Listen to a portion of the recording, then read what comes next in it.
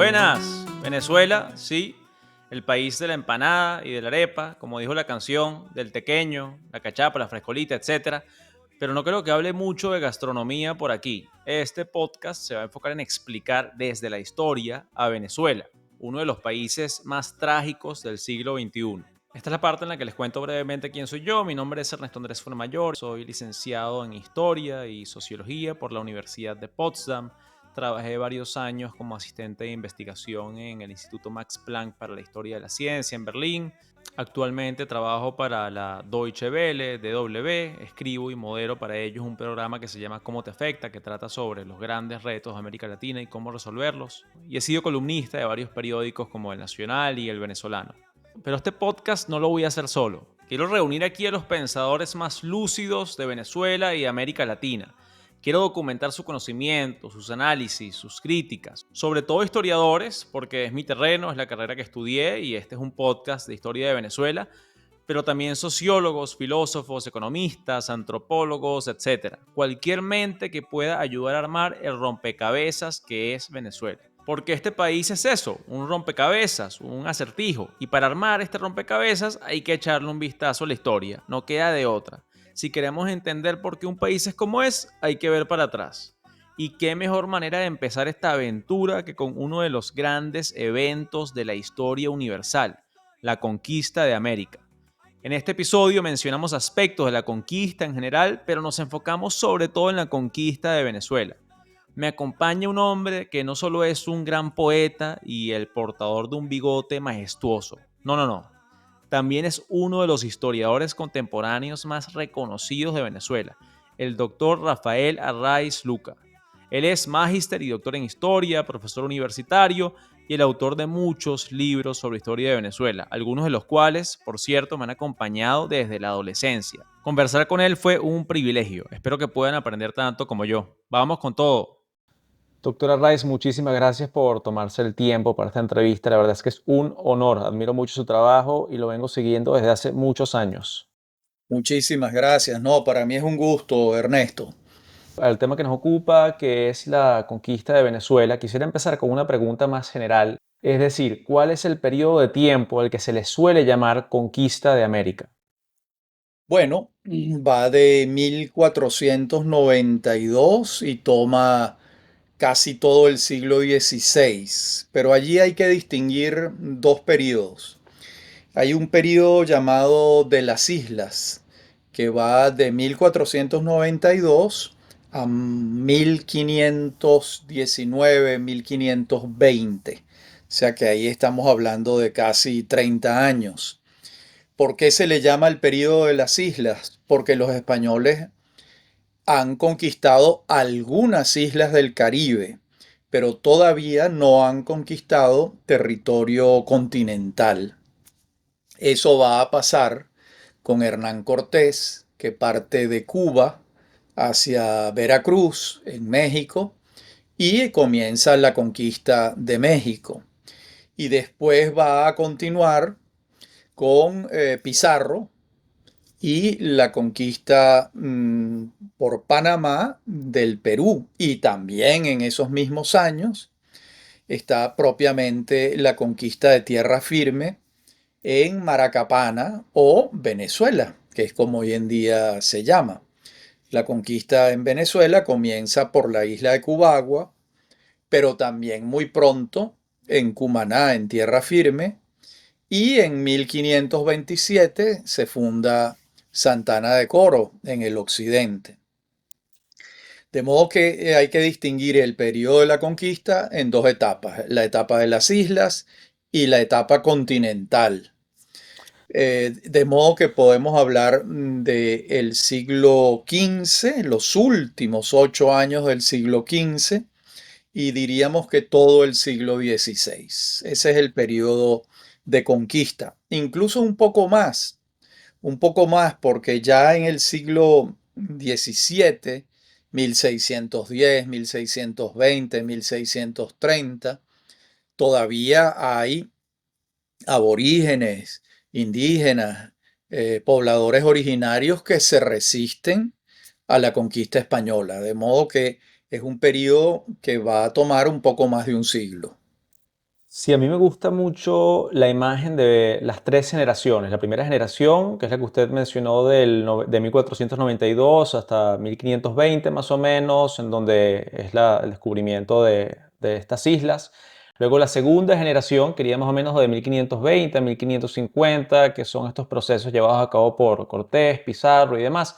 Y luego también, no sé qué opina usted, pero me gusta pensar en una tercera generación que se dedicó a la expansión hacia regiones más remotas, más hacia el norte, más hacia lo que actualmente es Estados Unidos, y terminó por integrar las conquistas de lo que sería el Imperio Español en América. Sí, aunque los españoles en el norte de América, sobre todo lo hicieron en su costa oeste a partir del de la creación del virreinato de Nueva España o el virreinato de México, como se le conoce también en el Mm. oeste norteamericano.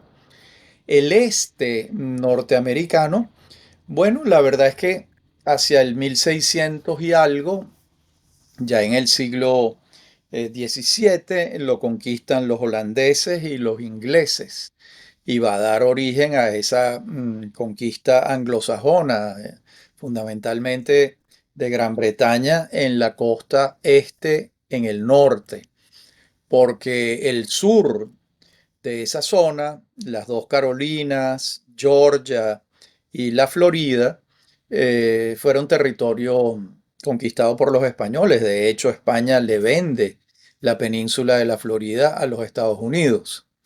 De modo que, y también está la conquista del sur con Valdivia en Chile y toda la costa atlántica, eh, la parte atlántica de la Argentina, porque la conquista de Brasil es otra historia. Es un hecho completamente portugués, de acuerdo con el Tratado de Tordesillas, ¿no? Y todo esto que ha mencionado usted se ejecuta, o digamos, se decide desde la península, desde España. ¿Podría hablarnos un poco sobre la unidad político-administrativa que dirigió este proceso, la monarquía española? Bueno, cuando este proceso comienza, están gobernando los reyes católicos. Y esta es una empresa de la Iglesia Católica y del Imperio Español. Eso es así desde el comienzo. De hecho, el proceso de conquista y colonización lo hacen unos hombres armados y unos hombres con una cruz en la mano, que son los sacerdotes, fundamentalmente franciscanos y dominicos, porque los jesuitas para ese momento era una orden que no se había fundado. Después de la creación de la Compañía de Jesús, ellos son muy activos también en el proceso de evangelización de América. Isabel siempre hablaba de la cristiandad, era una cristiana comprometida y por supuesto los cardenales que la acompañaron durante varios años hasta su muerte y ya después, con Carlos V, su hijo, Carlos V de Alemania y Carlos I de España, pues las cosas cambian un poco porque propiamente comienza a gobernar una casa real distinta a la anterior. Comienzan a gobernar los Habsburgo o los Austrias, una casa real teutona, alemana, de la región de Alemania, de los Países Bajos y Bélgica. Incluso Carlos V aprendió a hablar español siendo ya un adolescente. De modo que las cosas cambian mucho cuando comienza a gobernar su hijo, que como sabemos gobierna porque su madre, Juana, a quien han ubicado como loca, Juana la Loca, no ha gobernado, ha estado confinada en un castillo y su marido, Felipe el Hermoso, muere por el camino. Hay un interregno que lo lleva el cardenal Jiménez de Cisneros y hasta que Carlos V es un muchacho ya de 15, 16 años y se corona y comienza a gobernar España. Ahí hay unos cambios importantes, muy importantes. Y antes de Carlos V estaban sus predecesores Isabel de Castilla y Fernando de Aragón, que fueron quienes con su matrimonio empezaron lo que sería la monarquía española, es decir, la unión de los reinos de Castilla y Aragón, consumado este matrimonio en 1469. Pero ellos tenían un problema que resolver en la península ibérica. Recuerda que la conquista de Granada ocurre en 1492 también. Mm, Ellos entre 1460 y 1492 están peleando contra el moro, como ellos lo llamaban, los musulmanes, los islamistas, que han conquistado todo el sur de España y buena parte, casi toda la península ibérica a partir del año 700. De modo que en el 1460, cuando ellos se coronan, los musulmanes tienen 700 años en la península ibérica. Y en el año 1492 ellos terminan de derrotar, de conquistar Granada, donde vive uno de los últimos califatos ahí en Córdoba. De modo que ese es un proceso además interesante porque obviamente los españoles que van a conquistar América son unos españoles que tienen 700 años conviviendo o siendo colonizados por los musulmanes. Y además hay otro hecho muy importante, y es que en España no ocurrió el Renacimiento. Estos mm, hombres que llegan a América son hombres de la Edad Media, son hombres profundamente católicos, mm. por supuesto, la combinatoria con el islamismo en alguna medida, así sea cultural, y esos son los hombres que van a llegar acá, sevillanos, extremeños, de Castilla la Vieja y de Castilla la Nueva fundamentalmente. Y ya después, a partir de finales del siglo XVII y todo el siglo XVIII, llega un contingente importante de canarios y de gallegos también. Usted había hablado del año 1492 como este año en el que se da la reconquista de Granada, se da el descubrimiento de América. Y se da, bueno, claro, es este primer viaje de Colón. Luego hay un segundo viaje en el que exploró más islas del Caribe y estableció asentamientos españoles. Ahora, es durante el tercer viaje en 1498 cuando Colón navegó más hacia el sur y llegó a la costa de lo que hoy es Venezuela, siendo el primer europeo en pisar el continente sudamericano. Le pregunto, ¿qué hicieron Colón y sus hombres en esta tercera llegada a América, a suelo venezolano? Bueno, ese momento es muy interesante. Primero porque Colón tiene una conjuntivitis sangrante. Ya, Los, ok, o- Dios mío, los ojos le sangran y está muy qué horror. incómodo. Pero ellos han llegado a la desembocadura del delta del Orinoco y han tocado tierra en Macuro, que está en la parte sur de la península de Paria, en el Golfo de Venezuela, en el Golfo de Paria, perdón, en la desembocadura de, el Orinoco. Él lo relata en su viaje, es un momento muy interesante. Él le dice a los reyes de España, he llegado al paraíso terrenal porque estoy navegando en unas aguas dulces sin ver costa. ¿Por qué él dice que ha llegado al paraíso terrenal? Porque en la Edad Media se creía que el paraíso terrenal quedaba en el colmo de una pera. Imaginemos una pera con el tallito que se sostiene al árbol, al peral. Según la imaginación de la Edad Media, las aguas cristalinas que brotaban de ese colmo de la pera y que corrían alrededor de la pera era el paraíso terrenal. Y entonces él le dice a los reyes, he llegado al paraíso terrenal porque todas las aguas en las que estoy son dulces o salobres en el peor de los casos. Claro, es la desembocadura del Orinoco. Yo supongo que ahí lo que está desembocando con más fuerza es Cañománamo, pero no estoy seguro. Uno de los ramales del delta, que es una inmensidad con muchísimas desembocaduras. Y entonces él lo describe en su diario, ¿no? ¿Por qué él no se queda allí en Macuro? Bueno, primero yo creo que la enfermedad, la conjuntivitis lo tenía muy mal y su proyecto no era quedarse allí, sino también regresar a su cuartel general que estaba en la Isabela, en la isla hoy en día de Santo Domingo y Haití. Entonces tiene un trato con los aborígenes, se monta en sus carabelas, para en Cubagua, ve el placer de perlas que hay en Cubagua y sigue hacia Santo Domingo. Ese es el tercer viaje de él.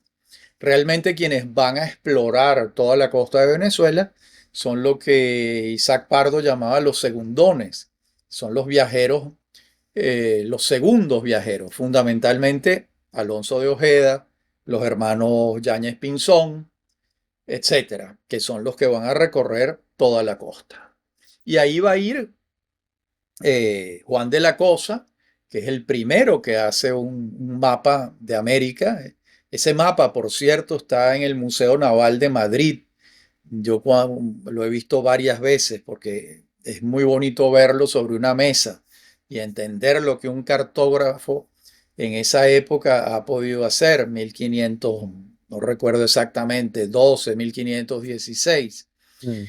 Y también de allí viene el origen del nombre de Venezuela, ¿no? Cuando esos españoles, esos europeos ven unos palafitos en los alrededores del lago de Maracaibo y llaman a esa zona pequeña Venecia, porque son casas sobre las aguas, ¿no? Ese es el origen.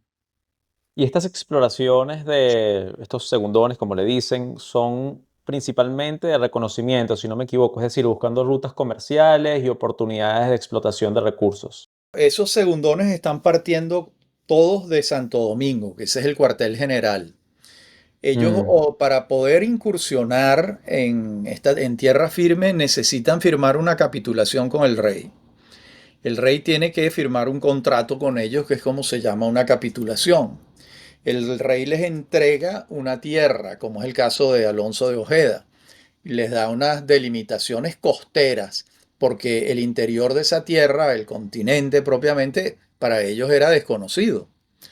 Entonces les dice, bueno, esta tierra de aquí a allá, usted conquístela, usted es el gobernador de esta provincia, habítela, puéblela.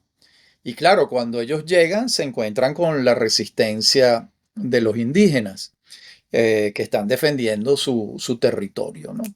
Entonces, al principio no son rutas comerciales, sino ver qué hay, por supuesto. ¿Cuál es el interés comercial de estos exploradores? Conseguir minas, que es lo que les permite muy rápidamente, eh,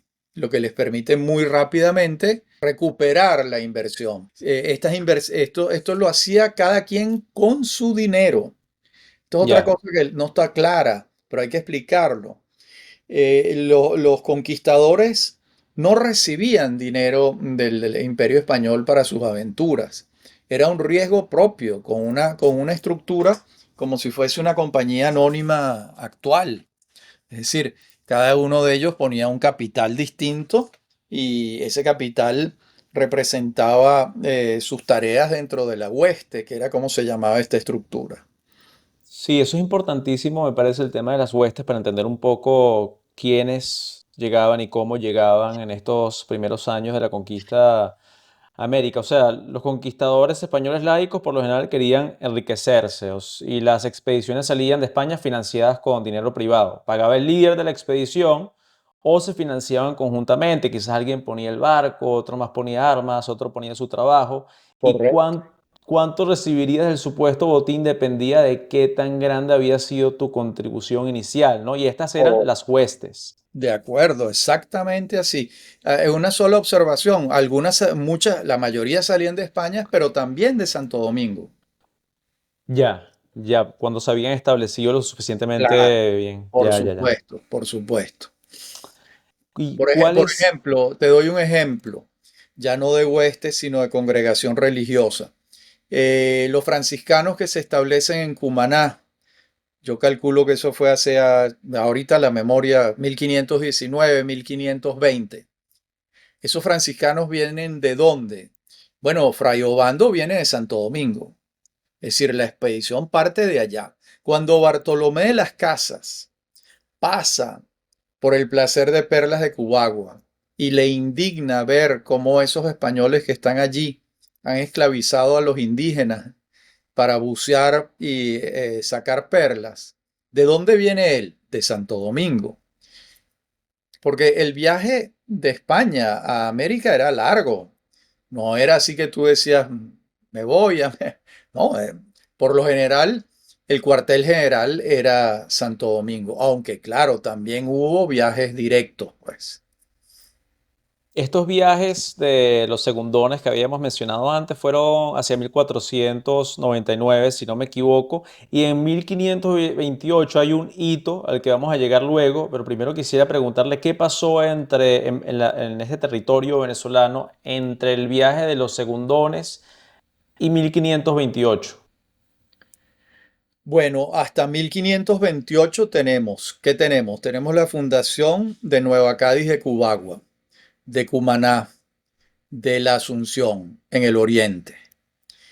Tenemos en el occidente la fundación de Santana de Coro en 1527. Eso es lo que tenemos hasta este año que tú me estás señalando. A partir de 1528 llegan los alemanes y empieza otro periodo, ¿no? Antes de meternos por ahí, quisiera tocar brevemente la situación en Cubagua. Ya en Cubagua se están explotando perlas desde el principio de la década de los 20, ¿no? Correcto. Hay, los primeros rancheríos en Mm. Cubagua se ubican en 1512, 1514 y se funda una ciudad, Nueva Cádiz de Cubagua. Esa ciudad, ¿por qué desapareció y apenas quedan las ruinas perceptibles desde una visión aérea? Primero porque se agotó el placer de perlas, se agotaron todas las perlas. Después, hubo un terremoto feroz que arrasó con la ciudad. Ese terremoto trajo un maremoto, lo que hoy en día la gente llama un tsunami. Y para colmo, una vez abandonada la ciudad por todas sus desgracias y porque había perdido su objeto, porque ya no había perlas, los piratas franceses la saquearon y la quemaron. Entonces Nueva Cádiz Ok. de Cubagua desaparece. No así la Asunción, que hasta el sol de hoy allí está esa linda ciudad. Y tampoco Cumaná, ¿no? Aunque Cumaná se funda varias veces. Cubagua tenía un problema muy grave y es que no tenía agua. Entonces el agua había que traerla, agua dulce, quiero decir, el agua había que traerla de tierra firme, de Cumaná, del río Manzanares. Ese era uno de los temas que tenía, ¿no? Y Margarita en esa época, curiosamente, era una isla muy verde, donde se estableció un hato de ganado grande, 800 cabezas de ganado se registran en los cálculos que habían en Margarita, y ese ganado se vendía a tierra firme. Recordemos que el ganado en América no había vacas, toros, eso lo traen los españoles. Y el primer hato lo fundan en Santo Domingo y de ahí va a expandirse el ganado. Hay un punto de expansión importante en Margarita y otro en la península de La Guajira, en El Limón, Carrasquero, en toda esa zona por donde entra el ganado criollo español, que es fundamentalmente ganado sevillano. Pero bueno, esta es otra historia. Lo que pasa es que en algún momento escribí una historia de la ganadería en Venezuela y tengo el recuerdo de todo esto. Ampliamente recomendada esa historia de la ganadería. La verdad es que muestra unos vericuetos y unos detalles fundamentales Sí. de estos orígenes económicos de Venezuela. Pero bueno, ahora sí pasemos al capítulo alemán, que creo que ya cubrimos las bases de principios de siglo. ¿Qué demonios hacían unos alemanes en suelo venezolano en 1528? Muy buena pregunta, Ernesto. Bueno, lo siguiente, cuando Carlos V se corona, eso no fue coser y cantar. Había un aspirante a la corona también francés, de modo que a la corona aspiraban dos casas reales. ¿Quién tomó la decisión? Un consejo de príncipes europeos. ¿Por qué Carlos V vence? Bueno, porque compra a buena parte del jurado y buena parte precisamente de ese jurado es alemán. Entonces, la manera como él le paga el crédito al jurado, a la casa Welser, a la casa Belser en este caso, es entregándole el territorio que va del río de la Hacha, hoy en día en Colombia, a la desembocadura del Orinoco, es decir, el territorio de la costa venezolana, porque de ahí hacia adentro no se sabe lo que hay. Ese es precisamente lo que hay que explorar. Entonces, los trabajadores, los factores, los gerentes, los empleados de la casa Belser llegan a Coro y empiezan a explorar. ¿Por qué este afán exploratorio? Porque ellos saben que les han entregado un territorio para cobrarse un dinero que han prestado. ¿Me explico? ¿Cómo se pueden cobrar el dinero? Consiguiendo oro. Entonces salen muchas expediciones. Ambrosio Alfinger, por ejemplo, funda Maracaibo, pero se mete hacia lo que hoy en día es Cúcuta y consigue la muerte en Chinácota, una región cercana de entre Cúcuta y Pamplona. Pero hay otros que tienen más suerte, como Nicolás de Federman, que él no se mete por allí, sino que él baja por lo que hoy en día es Acarigua, Apure, cruza el río, llega al Casanare colombiano y finalmente sube por la cordillera de los Andes y llega a Bogotá. De modo que todos estos alemanes están explorando, buscando piedras preciosas. ¿Cuándo se termina esto? En 1545, cuando el rey de España envía con un título en la mano, con un papel en la mano, a otro expedicionario que viene, a Juan de Carvajal, que viene a establecerse. Los alemanes no han tenido noticia de esto y empieza un enfrentamiento y son ejecutados. Bartolomé Belzer y no me acuerdo el nombre del otro alemán. De modo que ellos estuvieron gobernando estas tierras entre 1528 y 1545. Estamos hablando de unos 17 años, ¿no? Realmente le salió el tiro por la culata, ¿no? A mí me suena como una empresa completamente fracasada, una gente que estaba buscando el dorado y termina consiguiendo es como unos mosquitos, enfermedades, muerte, calor, es una cosa horrorosa. Sí, porque aquí no había oro. El oro en América estaba en México, en Perú, por supuesto, el Cerro de la Plata del Potosí, algo en Colombia, algo en Ecuador, pero en Venezuela muy poco. Pero ellos eso no lo sabían, por eso ellos bajan. Federman se mete por allá buscando el dorado. Claro, porque ellos no venían a establecerse como se establecieron los que llegaron después, que sí llegaron a fundar ciudades, a quedarse. Y en el caso venezolano, bueno, no hay minería, vamos a dedicarnos a la agricultura y a la ganadería, que es lo que hay aquí. Y eso fue lo que hicieron, ¿no? Y este proceso, ¿nos lo podría explicar, por favor? ¿Qué es exactamente lo que pasa cuando son expulsados y ejecutados los Welser y sus huestes? ¿Qué sucede en este periodo, en estas décadas que siguen? No, eso fue inmediato. En el 45, cuando Juan de Carvajal trae los títulos que le ha entregado el rey de España para gobernar todo este territorio, los alemanes no reconocen los títulos, dicen que ellos tienen un título anterior, cosa que es verdad, y se enfrentan. Y bueno, Carvajal los ejecuta malamente. Y después Mm. Carvajal paga por ese delito, ¿no? También con una ejecución, pero tiempo después. Pero Pero una él era vez gobernador en este momento. ¿Cuál era su título? gobernador de la provincia, claro, gobernador de la provincia de Venezuela, cuya capital era Coro, pero eh, él va a bajar y fundar el Tocuyo, que es el epicentro fundacional de todo el occidente, casi todo el occidente del país. El Tocuyo hoy en día es una ciudad muy discreta, pero fue el epicentro. Desde ahí salieron las huestes que fundaron Carora, Barquisimeto, Valencia, Caracas, Trujillo. Hay otras huestes que salen de Pamplona y fundan Mérida y San Cristóbal. Y hay otras huestes que salen de Bogotá y fundan Barinas, Santo Tomé de Guayana y Oruña y San José de Oruña en la isla de Trinidad. De modo que en ese periodo el epicentro fundacional más grande y más importante es el Tocuyo, a partir de su fundación en 1545. Pero fíjate que fue rápido porque ya en 1552 están fundando Valencia, en esa década, Trujillo, etcétera, ¿no? ¿Y esta provincia de Venezuela, desde cuándo tenía ese nombre? Desde esa época, pero Venezuela no incluía todo el país. También estaba la provincia de Nueva Andalucía, que era Cumaná.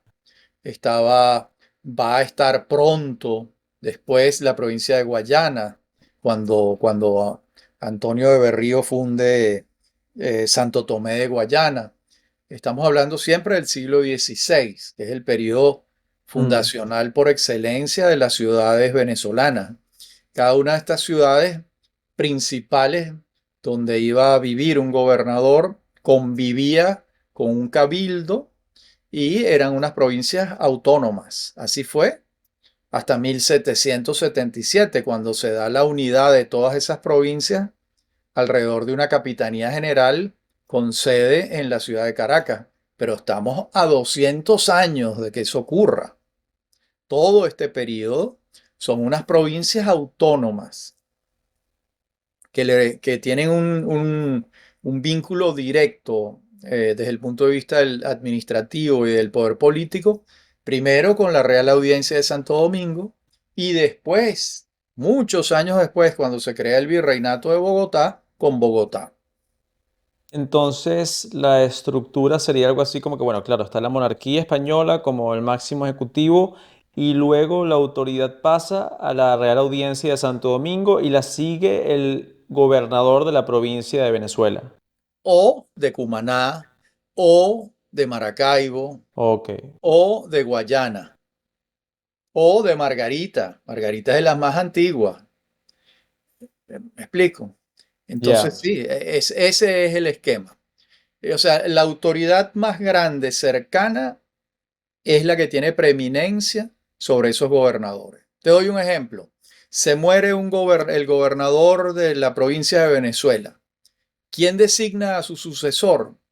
La Real Audiencia de Santo Domingo, no el rey de España. Hasta que, hasta que en 1777 se crea una Capitanía General que tiene jurisdicción sobre las 7 provincias. Esos gobernadores le rinden informe al capitán general en Caracas, pero eso va a pasar en 1777, 2 siglos después del momento que estamos hablando. Y junto a este nuevo proceso administrativo, digamos, en el que se pasa de los Welser a ser una provincia gobernada por un gobernador español, Y un también hay cabildo, una y un y un, cabildo. y un cabildo. ¿Cuándo surge el primer cabildo en la provincia de Venezuela? Siempre desde el principio. Una vez que se establecen, cuando se funda Santana de Coro, ahí hay un gobernador, inmediatamente se crea el cabildo con los vecinos. El ¿Qué año cabildo de sería eso? 1527, cuando se 1527. funda Santana de Coro. Sí, sí, el cabildo acompañó las gobernaciones siempre, porque Pero el no los cabildo, Welser, no jugaban ningún papel con los Welser, ¿no? con los Welser probablemente sí, pero estaba integrado por ellos mismos, por los alemanes, Ya. aunque ellos no traían el mismo esquema, ciertamente que no lo traían. Entonces el cabildo se va a robustecer sobre todo en el periodo de fundación de ciudades consistente, que es a partir del Tocuyo. ¿Me explico? Porque ahí Y, tiene, en este momento las fechas exactas no las tengo. 1545 el Tocuyo, después tienes 1552 Valencia, 1567 Caracas, 1550 y algo Barquisimeto. Entonces, en cada ciudad, al fundar la ciudad, se funda el cabildo y se elige un alcalde. Te doy otro ejemplo. Barquisimeto tenía dos alcaldes, Diego de Lozada y Damián del Barrio. Entonces, esas eran las autoridades de la ciudad. Y ese cabildo se entendía o no se entendía con el gobernador. Y a la vez, en paralelo a este poder político, estaba un poder muy grande que era la Iglesia Católica, que Claro. designaba un obispo. Eso era una autoridad con tanto poder como el poder civil. El cabildo estaba conformado por los criollos, por los que se habían establecido y ya Mm, vivían aquí. Al principio eran peninsulares, ¿verdad? Eran mm. peninsulares, pero ya después eran sus hijos. Ya, o Ya, sea, que el cabildo se convierte en el núcleo del poder político criollo en sin Venezuela. duda, sin la menor duda. Y además, con el tiempo se convierte en una oligarquía, porque los cargos del cabildo, la corona española los vendía. Entonces, quienes podían integrar el cabildo, los cabildantes, eran los terratenientes. Hay un caso emblemático en Caracas, que es Garci González de Silva. Garci González de Silva, ¿quién es? Un español peninsular, como tú dices, que se establece aquí y que vive en Caracas desde 1569 hasta 1620 y tantos cuando murió, y fue el hombre más rico de la ciudad. Desempeñó Mm. todos los cargos: alférez, cobrador de impuestos, alcalde, jefe de las milicias, absolutamente todo. O sea, ¿qué te estoy diciendo con esto? Que se estaba creando una oligarquía local. Una Y una, oligarquía local, exactamente, ¿no? y una vez que salen los Welser y se empiezan a robustecer todas estas instituciones coloniales, ¿cuál es el rol que están jugando las capitulaciones y la encomienda? Bueno, la encomienda es muy importante porque es una manera que encuentra la corona de sortear el tema de la esclavitud de los indígenas a medias. A ver, Mm, ¿cómo funciona esto? Supongamos que es en el momento de la fundación de Caracas, Diego de Lozada hace lo que se hacía regularmente, que era repartir las tierras. A Gabriel de Ávila le entrega unas tierras lejanas donde está el cerro. Por eso el Cerro Ávila se llama así, por el apellido de Gabriel de Ávila. Entonces, ¿qué decía la encomienda? Decía la encomienda que los indígenas que vivían allí pasaban a estar bajo su cuidado, que él tenía la obligación de evangelizarlos, de convertirlos al cristianismo, porque esa era la empresa fundamental, la conversión del paganismo a la creación de un solo Dios, a la creación, no, a la creencia en un solo Dios. Entonces, el deber de Gabriel de Ávila era evangelizar a los indígenas que estaban en su territorio. Y ellos debían pagarle impuesto a él y él a su vez a la corona. Pero claro, esto no pasaba porque los indígenas no tenían un sentido productivo de la agricultura. Entonces no podían pagar impuestos pues no tenían excedentes de ningún tipo. Entonces lo que terminaba pasando es que ellos pagaban sus impuestos con el trabajo al servicio del encomendero. Entonces esto pervirtió el sentido de la encomienda porque fue una forma velada de esclavitud. Y después esto se modificó, por supuesto. Lo que estaban buscando los reyes de España es que no esclavizaran a los indígenas, porque ellos no tenían interés en eso. El interés de los reyes de España era que pagaran impuestos, no que fueran esclavos. Es una Entonces, idea, o sea, fascinante cuando uno la piensa, o sea, fascinantemente triste, ¿no? O sea, desde la perspectiva del indígena. Llega una gente que habla un idioma que tú no entiendes, con un poco de metal y unos caballos, y te dicen que hay un Dios que va a ser ahora tu Dios, te lo hacen entender de alguna manera y además básicamente te esclavizan de facto y te hacen pagar tributos. terrible, pero terrible, estoy de acuerdo contigo.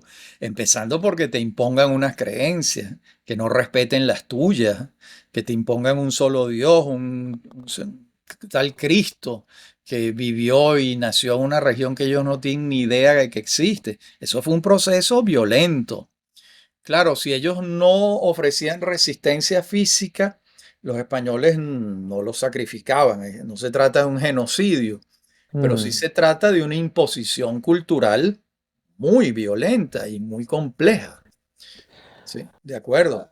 Ahí por un lado, dos propagandas en torno al tema de la conquista española en América. Está la leyenda negra que se enfoca y exagera los aspectos horribles que los hubo de la conquista, y luego está la leyenda rosa que habla de los españoles como si fuesen una especie de pueblo que solamente venía a educar y a enaltecer a América y a los indígenas. ¿En dónde está la verdad en el caso de la conquista de Venezuela? ¿Cuál fue el trato que los españoles le dieron a los indígenas?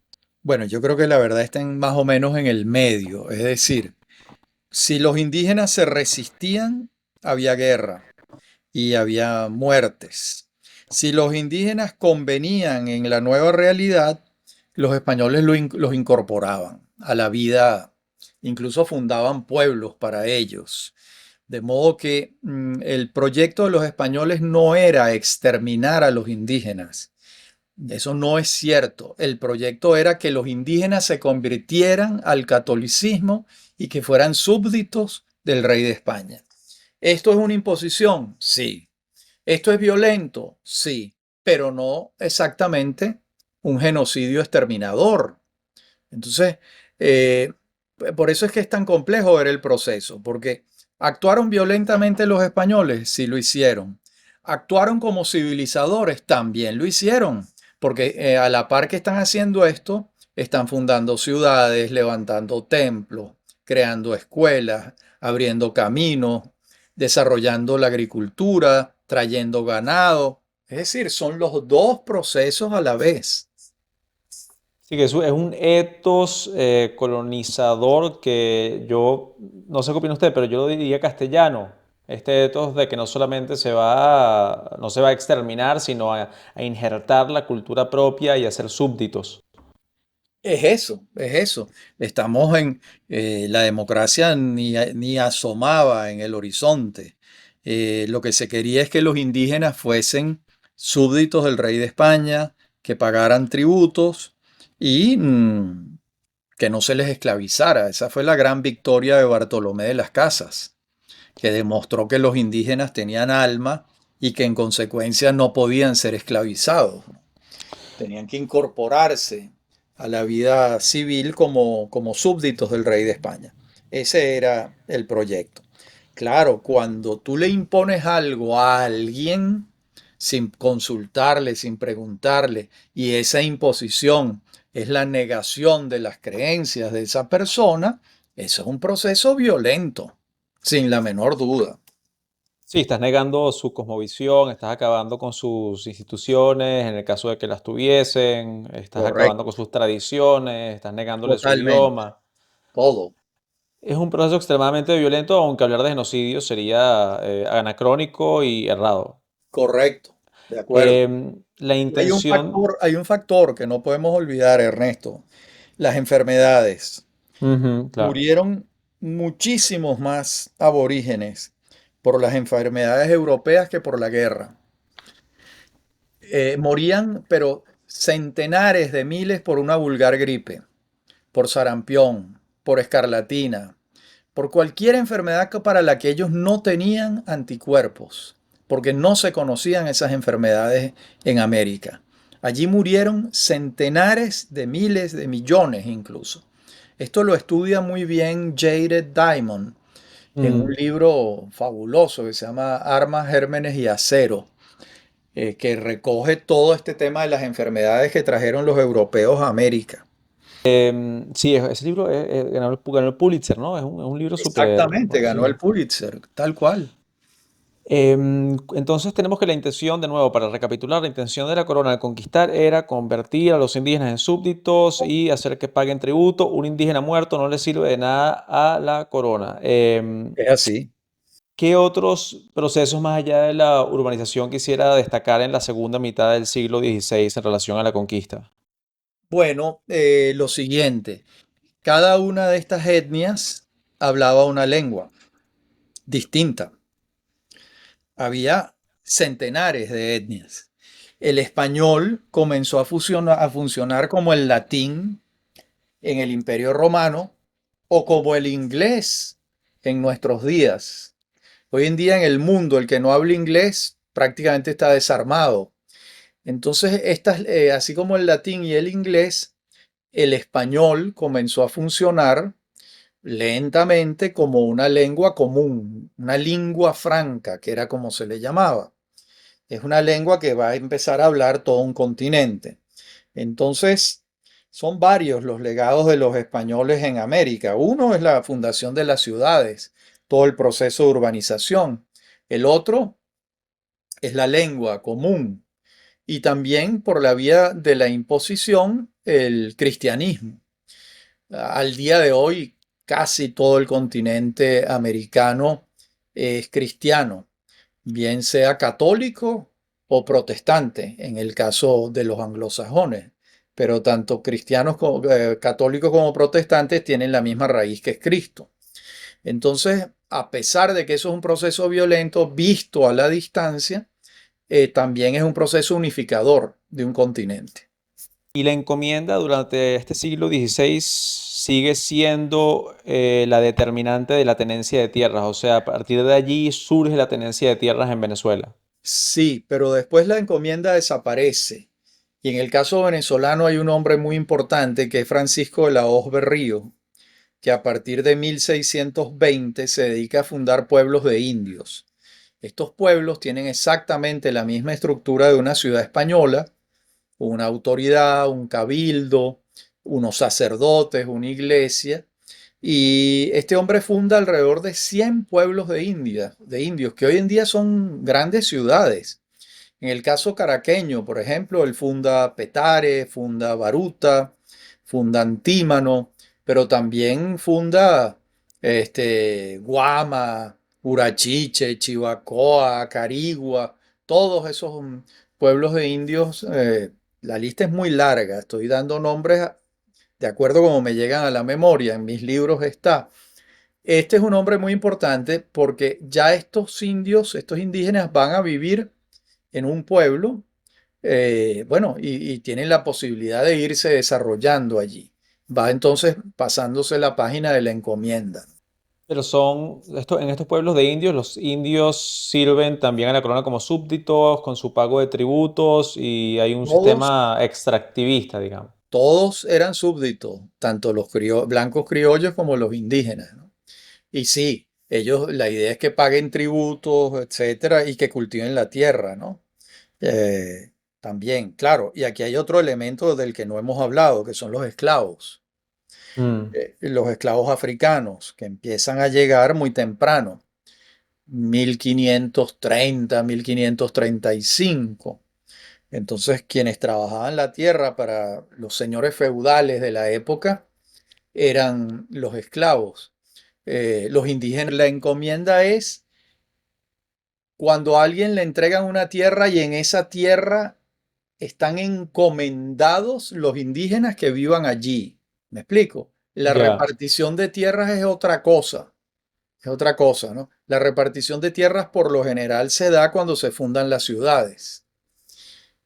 Y después, bueno, empiezan las conquistas propiamente del territorio. Pero esto es muy lento y porque estamos hablando de muy poca gente en un territorio muy, muy, muy vasto. Muy vasto. Calcula tú que para el año 1800, Humboldt calcula que en el territorio de la Venezuela de entonces vivían 700.000 personas. O sea, es poquísimo, muy, muy Y poca gente. Entonces, la idea de que hay un territorio no es exactamente así, ¿no? quienes reciben estas tierras en el momento en el que se reparten desde la corona o desde la Real Audiencia suelen ser, supongo yo, los líderes de las huestes o nobles menores. A ver, cuando lo explico con un ejemplo. Cuando Lozada funda Caracas y Diego de Henares traza la ciudad con manzanas, calles y las calles que forman manzanas, él reparte los solares. Esta manzana, que estaban divididas en cuatro, una manzana estaba dividida por una cruz. este solar es de fulano, este solar es de sutano, este es de sutano, este es de tal. Eran 136 personas las que habían venido con Losada desde el Tocuyo y Barquisimeto. Entonces él reparte los solares. Ese es el primer título de propiedad de esa gente, ¿no? Después lo van a heredar sus hijos y después probablemente alguno de ellos los vende. Empieza todo el proceso de tradición de la propiedad de la tierra, ¿no?